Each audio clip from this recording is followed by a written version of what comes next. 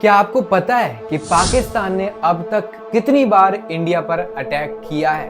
1947 के पार्टीशन के बाद से ही दोनों देशों के बीच में कई वॉर्स और कॉन्फ्लिक्ट्स हो चुके हैं, लेकिन वॉर्स के पीछे का कारण क्या रहा और कहां-कहां पर 1947 से 2025 तक पाकिस्तान ने भारत पर अटैक करके उसको तोड़ने की कोशिश की है। लेकिन हर बार की तरह भारत के वीर योद्धाओं ने पाकिस्तान को उसकी असली जगह दिखाई है। तो आइए जानते हैं बिल्कुल शुरू से। भारत और पाकिस्तान के बीच पहला युद्ध, जिसे कश्मीर युद्ध के नाम से भी जाना जाता है, इसका मुख्य कारण जम्मू और कश्मीर का विलय था। भारत के विभाजन के समय जम्मू कश्मीर के तत्कालीन महाराजा हरी सिंह ने शुरू में ना तो भारत के साथ और ना ही पाकिस्तान के साथ शामिल होने का निर्णय लिया। वो अपनी रियासत को स्वतंत्र रूप से चलाना चाहते थे, पर अक्टूबर 1947 में पाकिस्तानी इन्वाडेड और ट्राइबल ने कश्मीर पर आक्रमण कर दिया। पाकिस्तान का उद्देश्य था कश्मीर पर कब्जा करना और महाराजा को भारत में शामिल होने से रोकना। आक्रमण के बाद महाराजा हरी सिंह ने भारत से मदद की गुहार लगाई और 26 अक्टूबर 1947 को भारत में विलय होने के दस्तावेज पर हस्ताक्षर कर दिया और भारत ने तुरंत ही अपनी सेना को भेज करके आक्रमणकारियों के खिलाफ जवाबी कार्रवाई शुरू कर दी। शुरू में यह युद्ध कश्मीर की राज्य सेना और ट्राइबल बॉयज के बीच में लड़ा गया, लेकिन बाद में इसमें भारतीय सेना और पाकिस्तानी सेना शामिल हो गई। धीरे धीरे युद्ध के मोर्चे एक रेखा पर स्थिर हो गए, जिसे बाद में कंट्रोल लाइन यानी कि LOC के रूप में जाना गया। यूनाइटेड नेशन के हस्तक्षेप के बाद 1 जनवरी 1949 को युद्ध विराम घोषित हो गया। युद्ध में किसी भी पक्ष को कोई निर्णायक जीत ना मिल सकी। कश्मीर का लगभग 2/3 हिस्सा भारत के कंट्रोल में रहा, जिसमें कश्मीर वैली, जम्मू और लद्दाख शामिल हैं। शेष 1/3 हिस्सा पाकिस्तान के कंट्रोल में चला गया, जिसे पाकिस्तानी आजाद कश्मीर के रूप में मानते हैं।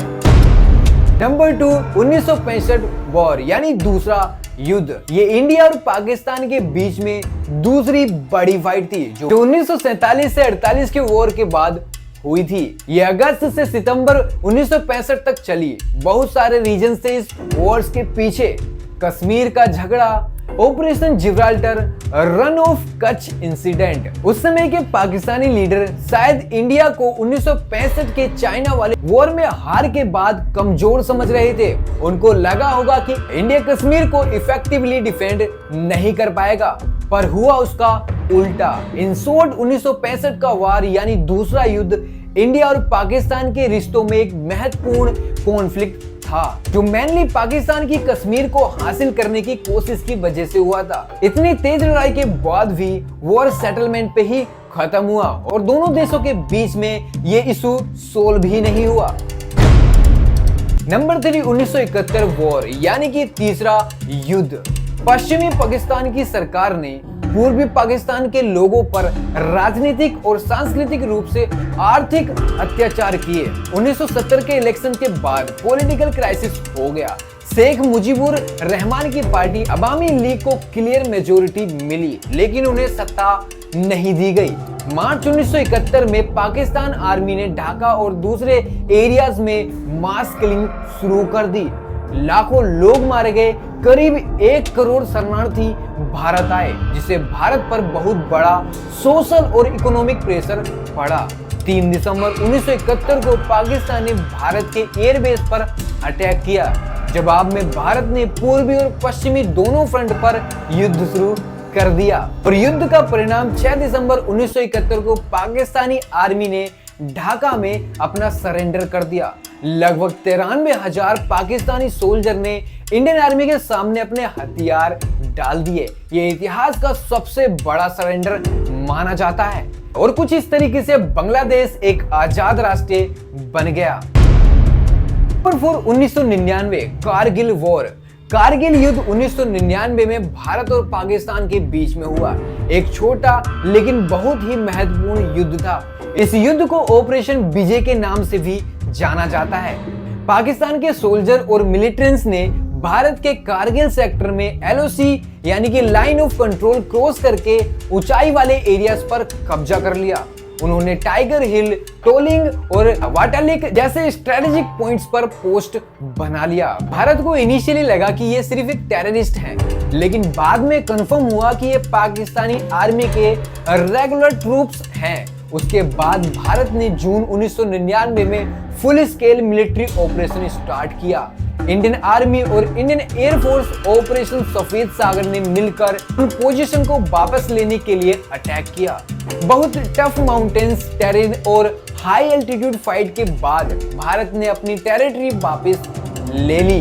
26 जुलाई 1999 को भारत ने डिक्लेयर किया कि कारगिल वॉर हम जीत चुके हैं। इस दिन को हर साल कारगिल विजय दिवस के रूप में भी मनाया जाता है। कारगिल युद्ध सिर्फ 60 दिन चला, लेकिन कैजुअलिटी काफी ज्यादा हुई। भारत ने पूरा युद्ध एलओसी के अंदर रहकर ही लड़ा। इसका मतलब कोई भी इंटरनेशनल बॉर्डर को क्रॉस नहीं किया गया। ये युद्ध दुनिया को दिखाता है कि भारत अपनी हर इंच की जमीन के लिए लड़ सकता है। Number 5, proxy war and terror attacks. ये ऑफिशियली वॉर तो नहीं थे, लेकिन पाकिस्तान बेस्ड टेररिस्ट ग्रुप के थ्रू कई बार इंडिया पर अटैक हो चुके हैं। 2001 में पार्लियामेंट अटैक, 2008 में मुंबई अटैक यानी 26/11 हमला, 2016 में पठानकोट अटैक और 2016 में उरी अटैक, 2019 में पुलवामा अटैक और अब 2025 में पहलगाम अटैक, जिसमें एक नेपाली सिविलियन और 25 भारतीय लोगों को सिर्फ उनके धर्म के बेसिस पर ही मौत के घाट उतार दिया गया। और अब भारत सरकार ने 7 मई को ऑपरेशन सिंदूर को कंडक्ट करके पाकिस्तान की वाट लगा दी है। लेकिन क्या लगता है कि पाकिस्तान इस सबके बाद मानेगा या फिर नहीं? लेकिन पीएम मोदी ने 12 मई को खुलेआम आकर के पूरी दुनिया को बता दिया है, अगर इस बार पाकिस्तान की तरफ से कोई अटैक होता है तो इंडिया इस बार वॉर से पीछे नहीं हटेगा और अगला युद्ध जरूर होगा। अपनी राय कमेंट सेक्शन में जरूर बताएं और वीडियो को लाइक एंड शेयर करना ना भूलें।